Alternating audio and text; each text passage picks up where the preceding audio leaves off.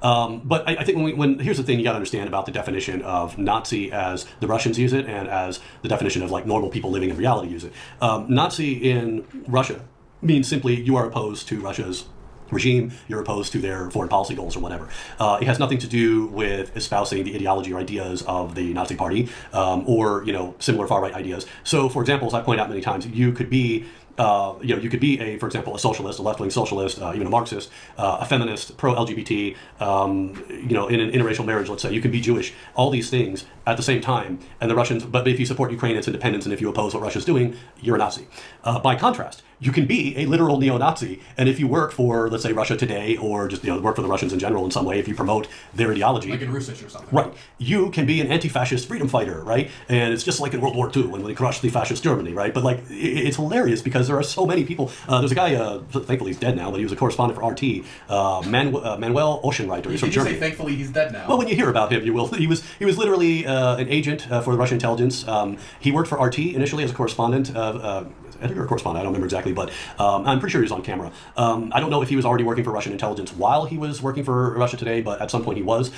He was attempting to stir up some kind of enmity. I should probably just stop saying that word. Animosity? Animosity is a good synonym, yeah. So he was trying to stir up animosity between the ethnic Hungarian population and Ukrainians in Transcarpathia. But this is the fun part. He was the editor of a German neo-Nazi magazine, right? And this was a guy who in 2014 was reporting from Crimea, reporting from Donbass, and talking about Ukrainian Nazis and Azov Nazis and things like that. And in fact, a lot of these so-called so-called election observers that Russia brought in for their referendums and stuff like that. If you look at the list... I don't know if you saw it on screen, but he put a referendum in air quotes.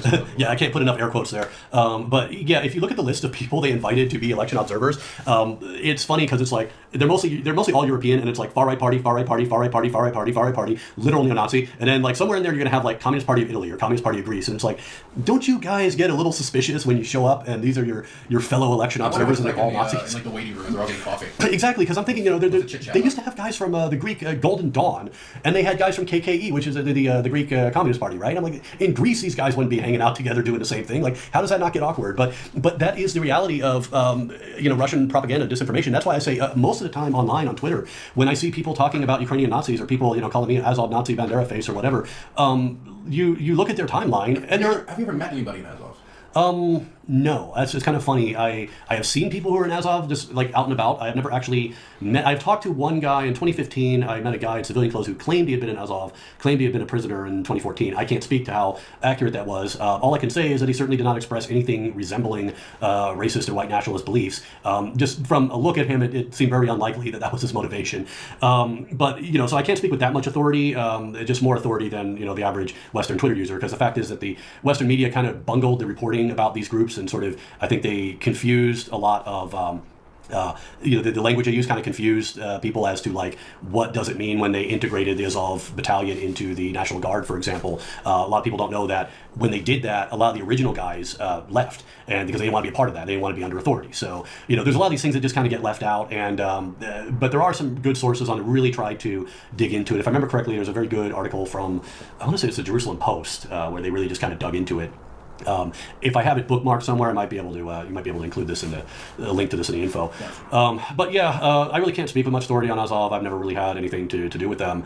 But what I do know is that what you have to look at when it comes to like actual Nazism, not Russia's definition, is that Russia is, and I say this with a lot of historical background and background knowledge on the topic. Russia is the modern equivalent to the Third Reich. Okay, politically, it is a fascist state. If you take any checklist of a fascist state from any let's say internationally recognized scholar of fascism, if you were to go through the checklist, Russia has all of these things. Just tick every box basically.